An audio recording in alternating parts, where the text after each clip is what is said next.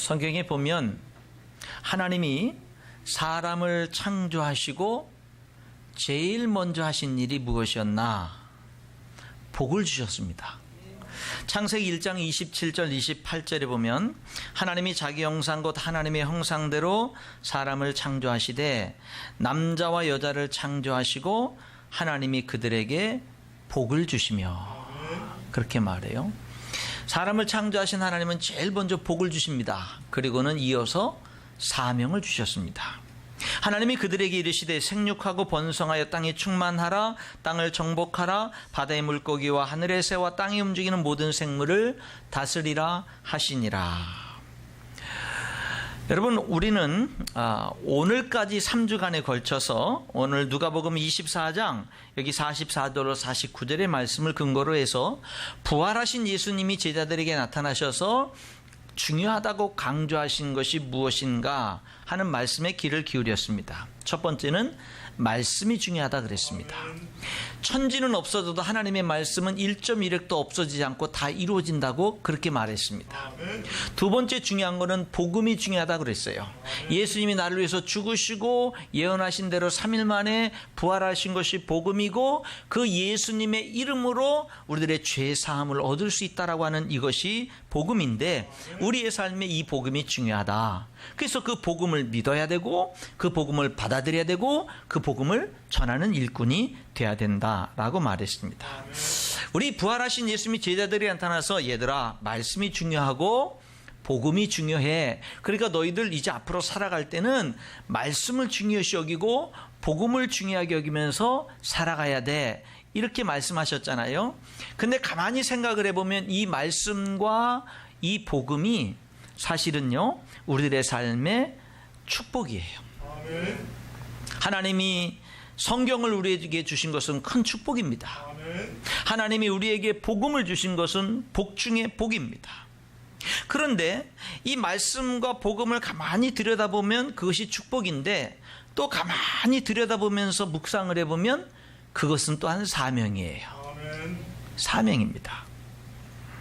여러분, 그런데 특별히 오늘 본문의 말씀처럼 너희는 이 모든 일의 증인이라 이렇게 말씀하셨는데 복음을 전하는 이 전하라고 하는 이 주님이 우리에게 주신 이 사명은요, 중요한 사명입니다. 여러분과 제가 외면하면 안 되는 사명입니다. 이 사명은요, 우리가 억지로라도 우리가 반드시 감당해야 되는 사명이 복음 전하라고 하는 이 사명입니다. 마태복음 마지막 장인 28장에 부활하신 예수님은 승천하기 전에 제자들에게 그러므로 하늘과 땅의 모든 권세를 내게 주셨으니 너희는 가서 모든 민족을 제자로 삼아 아버지와 아들과 성령의 이름으로 침례를 베풀고 내가 너에게 분반 모든 것을 가르쳐 지키게 하라.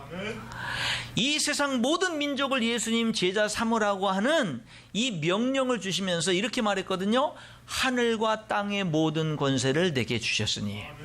부활하신 예수님이 하늘을 다스리는 모든 권세, 땅을 다스리는 모든 권세를 가지고 우리에게 말씀하신 것이 가서 모든 민족을 예수님 제자 삼아라, 이렇게 명령한 겁니다. 요한복음 20장 21절과 22절에는 예수님께서 이렇게 사명을 주십니다. 하나님 아버지께서 나를 이 세상에 보내신 것 같이 나도 너희를 세상에 보내노라, 그렇게 말해요. 여러분, 예수님, 성자 하나님이신 예수님이 하늘 보자 영광을 버리고 사람이 되셔서 이 땅에 오셔서 여러분 말씀을 가르치시고 십자가에 죽으시고 3일 만에 부활하셔서 인류의 구원의 길을 열어놓으신 일이 적은 일입니까? 이것은 엄청난 일인데 이 엄청난 그 일이 하나님의 뜻으로 이루어졌는데 예수님이 그렇게 말하는 거예요. 하나님 아버지가 나를 이 세상에 보내신 것 같이 그와 같은 권위로 그와 동등한 권세와 능력으로 나도 너희를 세상에 보내니 너희들은 전도하고 예수님의 증인된 삶을 살라고 그렇게 말씀하신 것입니다. 전도하는 일은요, 가벼운 사명이 아닙니다. 적은 사명이 아닙니다. 여러분, 이것은 굉장히 중요한 사명입니다. 여러분, 그런데 이 사명을 우리가 감당하려고 하면 사실 쉽지 않아요. 오늘날 대한민국에 사는 것이 축복이고요. 대한민국에 살면서 그리스도인으로 사는 것 축복 아닙니까? 무슨 핍박이 있어요?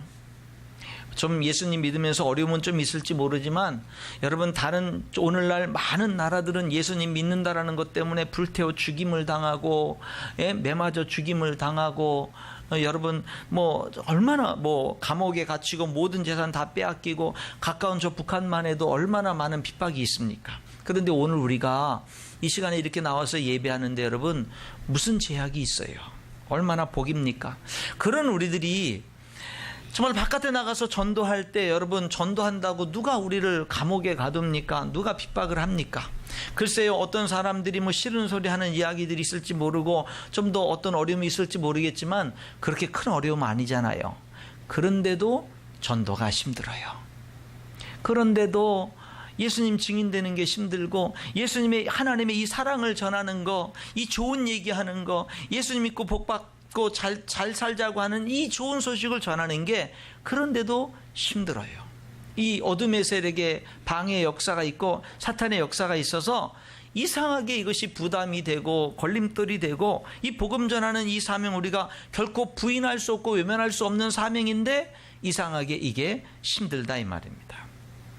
그래서 여러분, 이 복음 전하라고 하는 이 예수님의 사명을 감당하는 데는요, 반드시 필요한 게 있습니다. 성령님의 도우심이 필요해요. 하나님의 도우심이 필요합니다. 이게 없이는 이 쉬운 것 같은 게 잘 되질 않아요. 성령 충만하면 복음 전하는 게 쉬운데, 그런데 성령 충만하지 못하면 이것처럼 어려운 일이 없어요. 여러분, 하나님의 일은, 전도의 일은, 주님의 맡기신 사명의 일은요, 내 힘만으로 하는 게 아닙니다. 성령의 도우심으로, 하나님의 능력으로 하는 것인 줄 믿습니다.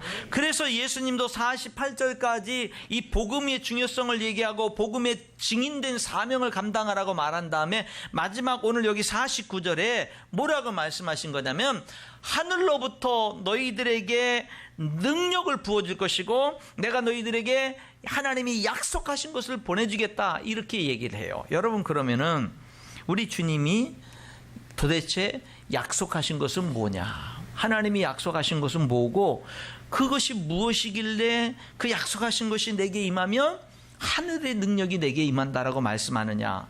지난주에 말씀드린 것처럼 누가복음은 누가가 기록했죠. 누가는 이어서 사도행전을 기록했습니다. 오늘 본문은 누가복음의 맨 마지막 장입니다. 그리고 사도행전 1장으로 이어지면 사도행전 1장 4절에 여기 오늘 본문 48절과 같은 내용이 기록이 되어 있습니다. 사도행전 1장 4절을 제가 읽어보겠습니다. 사도와 함께 모이사 그들에게 분부하여 이르시되 예루살렘을 떠나지 말고 내게서 들은 바 아버지께서 약속하신 것을 기다려라, 그렇게 얘기를 해요. 그리고 사도행전 1장 8절에 오직 성령이 너희에게 임하시면 너희가 권능을 받고 예루살렘과 온 유대와 사마리아와 땅끝까지 이르러 내 증인이 되라 말씀하신 것입니다. 여러분, 우리가 하나님의 사명을 감당하려면요, 하나님의 도우심이 필요합니다. 하나님의 능력이 필요한데 그 능력은 누구로부터 옵니까? 성령님으로부터 오는 겁니다. 그래서 예수님은요, 제자들에게 이 사명을 분부하면서 뭐라고 말씀하신 거냐면, 위로부터 성령이 너희들에게 임할 때까지 예루살렘을 떠나지 말아라, 그렇게 말씀하신 것이고요, 성령이 너희에게 임하면 너희들은 하늘의 권능, 하나님의 권능을 너희들이 덧입게 될 거다라고 말씀하신 것입니다.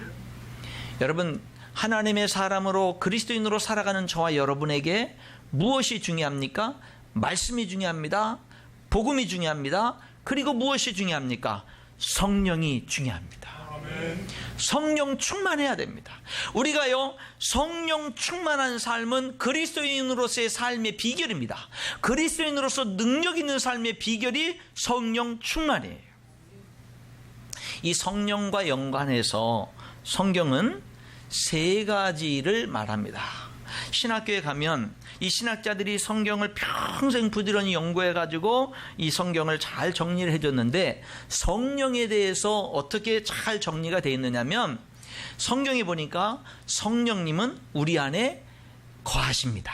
들어오셔서 그것을 성령의 내주하심이라고 말합니다. 그리고 성경에 보면 성령 침례라는 말이 나옵니다. 성령 세례라고도 말하는데 성령 침례라는 그런 말이 나옵니다. 그리고 여러분 성령 충만이라는 말이 나옵니다. 우리는 신앙생활하면서 성령님이 중요하기 때문에 성령의 내재라는 말, 성령의 침례라는 말, 성령의 충만이라는 말을 그 말의 뜻이 무엇인지를 알아야 됩니다. 성령의 내재라는 말은 내가 예수님을 믿을 때 성령님이 내 몸을 성전 삼고 내 안에 들어오셔서 나와 함께 영원히 거하신다는 말입니다. 요한계시록 3장 20절에 볼지어다 내가 문 밖에 서서 두드리노니 누구든지 내 음성을 듣고 문을 열면 내가 그에게로 들어가 그로 더불어 먹고 그는 나로 더불어 먹으리라. 여러분 내 마음의 문을 예수님이 두드려요. 그래서 내가 마음의 문을 열고 예수님을 믿기로 결단을 했어요. 그래서 마음의 문을 열면 주님이 내 안에 들어오셔서 나로 더불어 먹고 나는 주님으로 더불어 먹는다. 이제 내 삶 속에 주님과 동행하는 삶을 산다. 성경에서 여러분 내가 예수님을 영접하면 예수님이 내 안에 들어오신다 그랬어요.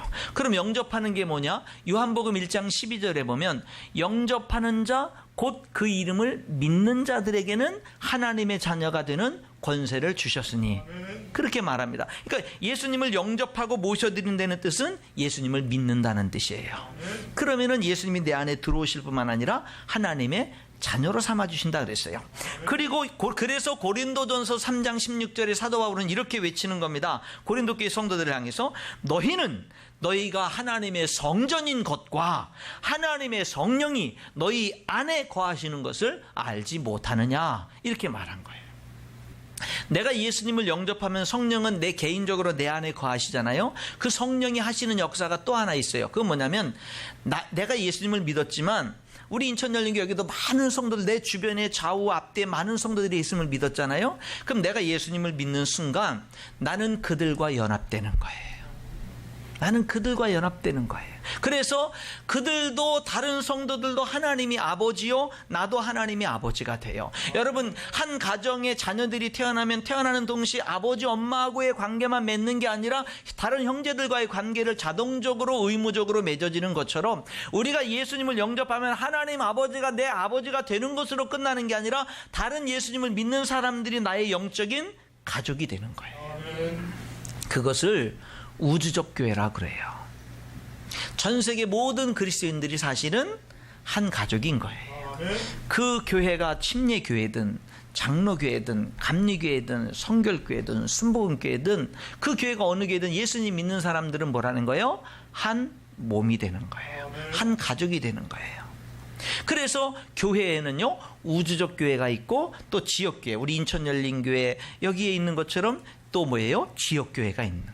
교회는 전 세계 모든 그리스도인들을 교파를 초월해서 하나의 교회라고 볼 수도 있고 그리고 지역마다 서 있는 교회들을 지역교회라고 그렇게 이야기를 하는 겁니다. 자, 이렇게 성령의 내주와 침례가 있다면 또 하나 중요한 게 뭐냐? 성령 충만이 있죠. 성령의 내재와 침례는 하나님에 의해서 이루어지는데 그런데 여러분 성령 충만은요 우리에게 달려 있어요. 우리에게 달려 있습니다. 내가 어떠냐에 따라서 좌지우지 될 수 있는 게 성령 충만이에요. 나의 태도에 따라서 성령 충만하지 못할 수 있습니다. 나의 태도에 따라서 성령 충만할 수 있습니다. 그래서 성경은 이렇게 말하는 거예요. 성령을 소멸하지 말라. 데살로니가전서 5장 19절에 그렇게 말하잖아요. 성령을 소멸하지 말라. 여러분 소멸한다는 게 무슨 뜻이에요?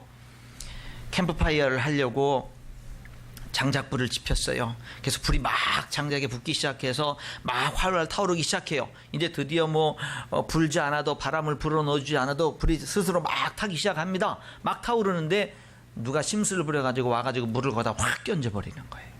그럼 어떻게 돼요? 불이 꺼져요. 끓음이 납니다. 그렇게 활활 타오르는 불에 물을 끼얹어가지고 꺼버린다 이런 뜻이 소멸한다는 뜻이에요. 여러분 성경은 우리에게 우리의 책임으로 우리의 역할로 여러분의 역할로 성령을 소멸하지 말라고 말씀합니다. 왜요? 성령이 중요하기 때문에 그래요. 그러면은요, 빌립보에서 보면은 성령은, 하나님은 우리 안에 계시는 성령님을 통해서 우리 안에서 하나님의 소원을 두고 행하게 하신다 그래요. 하나님의 말씀을 듣다 보면, 기도하다 보면, 성경을 읽다 보면, 믿음의 형제들과 교제를 나누다 보면, 하나님의 이런 일을 하고 싶다, 하나님께 이렇게 기쁘게 해드리고 싶다, 하나님 앞에 이렇게 영광을 돌리고 싶다, 이런 마음들이 솟아오르거든요. 성령이 역사를 합니다. 불이 붙기 시작을 하죠. 그런데 뭐냐, 피곤해, 힘들어, 어려움이 있어, 귀찮아, 나중에 해야지, 여러 가지 이유로 그런 성령의, 하나님이 기뻐하는 어떤 그런 소원들을 어떻게 해버려요? 확 꺼버립니다. 눌러버려요. 물을 부어가지고 불을 꺼버리듯이 그렇게 그냥 여러 가지 힘든 이유들을 대면서 성령의 역사심에 대해서 묵살을 해버립니다. 그러면은 성령은 여전히 내 안에 거하시지만 더 이상 역사하지 않습니다.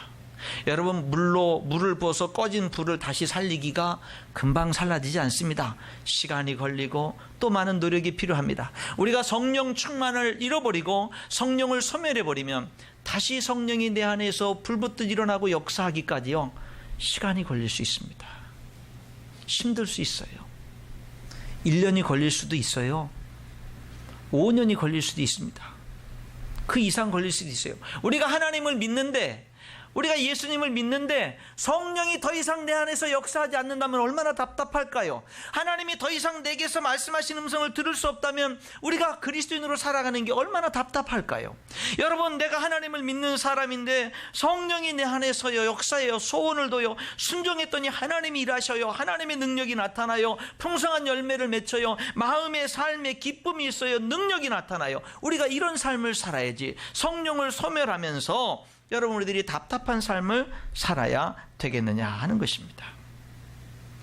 성령을 소멸치 마시기 바랍니다.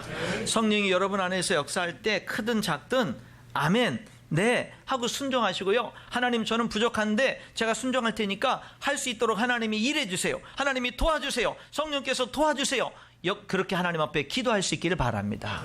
성령을 보혜사라고 하죠. 성경은 보혜사라고 하는 뜻은요, 카운셀러라는 의미가 있고요, 헬퍼라는 말이 있습니다. 그러니까 성령은 우리를 돕는 분이에요. 그러나 성령은 우리의 일을 대신해 주는 분은 아닙니다. 여러분이 해야 될 일을 대신해 주는 분 아니에요. 여러분이 기꺼이 부족하지만 하나님의 일을 하고자 하고 순종하고자 할 때 곁에서 도와주시는 분, 하나님의 능력으로 역사하시는 분이 성령이다, 이 말입니다.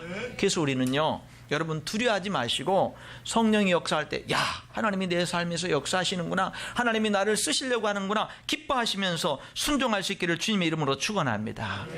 이 성령과 연관해서, 충만과 연관해서 또 한 가지 중요한 거는, 성경은 이렇게 말해요. 성령을 근심하게 하지 마라. 여러분, 성령을 소멸하지 말라고 말씀하면서 동시에 성령을 근심하게 하지 마. 그 성령은, 내 안에 나와 함께하고 계시는 성령님은 언제 근심할까요?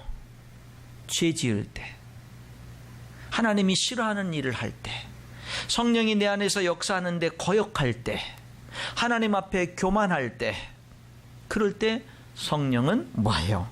근심합니다. 성령을 근심하게 하지 마라. 여러분, 내 안에 계신 성령이 근심하면 우리도 기쁨이 없습니다. 성령을 근심하게 하지 마라, 이렇게 이야기하고 있는 겁니다. 사랑하는 성도 여러분, 성령 충만해야 될 줄 믿습니다. 그리스도인의 삶의 비결은, 능력의 비결은 성령 충만이에요. 보세요, 하나님의 말씀대로 살고 그리스도인답게 살아가는 능력도 성령 충만할 때 가능한 겁니다. 목사로서 목사의 직분을 감당하는 능력도 성령 충만할 때 감당할 수 있는 겁니다. 여러분들에게 주어진 직분을 감당할 수 있는 그 능력도 성령 충만해야 감당할 수 있는 겁니다. 여러분, 그리스도인의 삶의 비결은 성령 충만이에요. 성령 충만에 관심을 가지세요. 성령 충만을 사모하세요. 성령 충만을 위해서 기도하세요. 그게 중요합니다. 여러분 보세요, 우리가 행위로 구원받을 수 없죠. 하나님의 율법을 행위로 다 지켜가지고 하나님 앞에 의롭다 인정받을 수 없습니다. 행위로 구원받을 수 없어요. 그래서 하나님은요, 우리로 하여금 행위로 구원받는 길 말고 예수님의 십자가의 은혜로 죄 용서함으로 구원받는 다른 길을 우리에게 허락해 주신 것입니다. 우리는요, 결코 이 세상에 그 누구도 행위로 구원받을 수 없어요.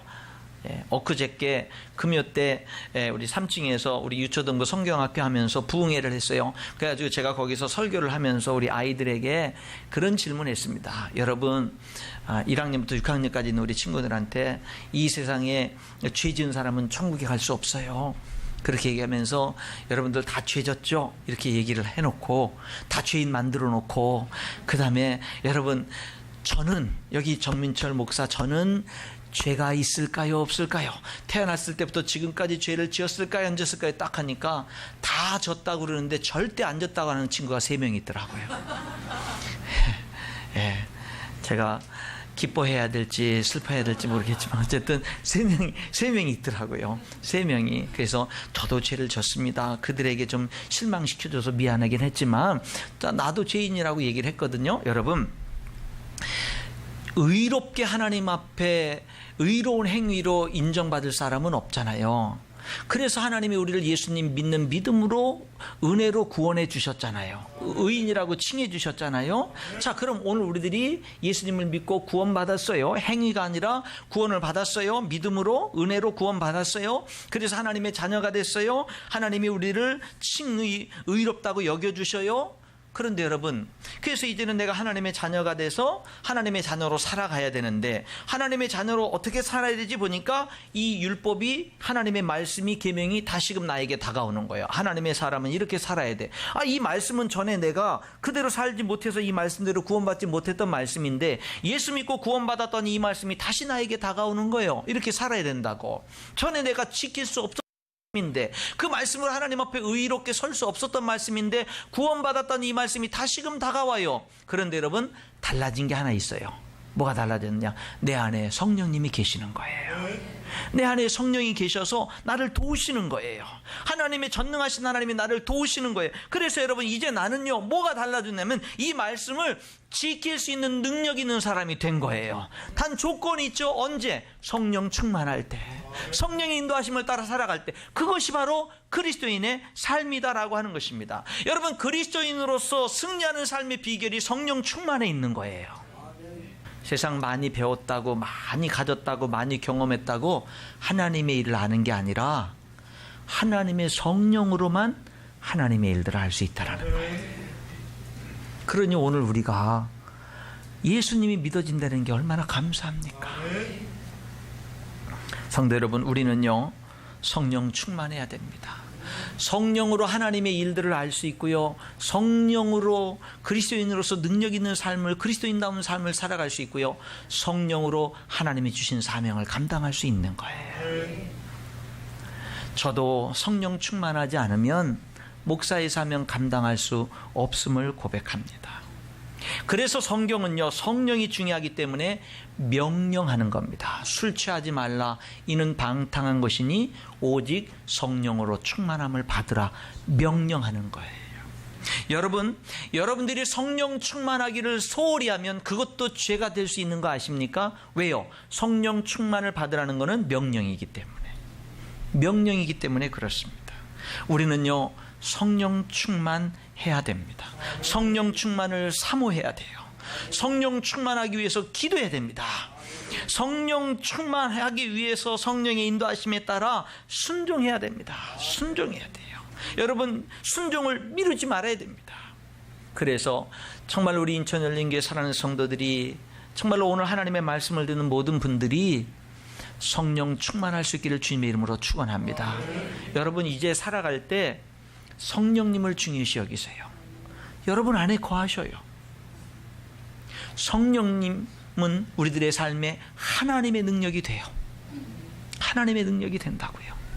성령 충만한 삶을 살면 우리의 삶에 하나님의 능력이 나타나는 삶을 살 수 있고, 그리스도인으로서 승리하는 삶, 하나님의 비밀을 아는 삶, 하나님 맡기신 사명의 능력을 감당하는 삶을 살게 될 줄 믿습니다. 성령 충만한 삶이 자연스러운 삶이 될 수 있기를 축원합니다. 성령의 인도하심을 따라 사는 삶이 여러분에게 자연스러운 삶이 될 수 있기를 축원합니다. 지금까지는 여러분들이 성령 충만한 삶이 어색했을지 몰라요. 세상에서 세상 친구들과 어울리고 세상 즐거움을 누리는 것들은 자연스러운데 교회 와서 예배 드리는 것은 어색하고 예배 시간이 빨리 끝나기를 바라고 정말로 말씀 듣는 것은 어색하고 하나님 말씀에 순종하고 봉사하고 헌신하고 섬기는 것은 어색했을지 몰라요. 아닙니다. 이제는요 거꾸로 돼야 됩니다. 성령 충만한 삶이 자연스러운 삶이 돼야 되고요. 옛날 예수님 믿기 전에 세상에 즐겼던 사람들은 어색해야 됩니다. 여러분 외국에서 10년, 20년, 30년 살다가 한국에 오면은요 한국 생활이 더 어색합니다. 외국 생활이 자연스럽고요. 그렇게 됩니다. 저도 필리핀에 한 1년 채 못되게 거기서 살다가 왔는데요. 공항에 내려가지고 그 당시 교회에서 그 형제들이 이렇게 그 차로 교회 봉고차로 저를 배웅하러 와가지고 차에 여러 명들 타고 이렇게 오고 있는데 차 안에서 갑자기 누가 뭐라고 그러니까 제가 갑자기 입에서 튀어나오는 게 영어가 튀어나오더라고요. 잘 할 줄도 모르면서 영어가 튀어나오더라고요. 사람이 1년도 안 되는 기간을 살아왔는데도 거기에 또 익숙해져 가지고 그런 현상이 나타나더라고요. 여러분 우리 그리스도인들이요 세상의 삶이 익숙하고 교회 생활, 신앙 생활, 성령의 인도하심을 따라 순종하는 생활은 어색한 그런 삶. 언제까지 그렇게 살아가야 되겠어요? 교회 생활이 익숙하고 신앙 생활이 익숙하고 하나님을 예배하는 생활이 익숙하고 성령에 순종하는 생활이 점점 더 익숙해져 가야 될 줄 믿습니다. 우리들은 하나님의 사람들이고 성령이 우리 안에 거하시기 때문에 그렇습니다. 성령을 중요시 여기고 성령 충만한 삶을 살아갈 수 있기를 주님의 이름으로 축원합니다. 기도하겠습니다.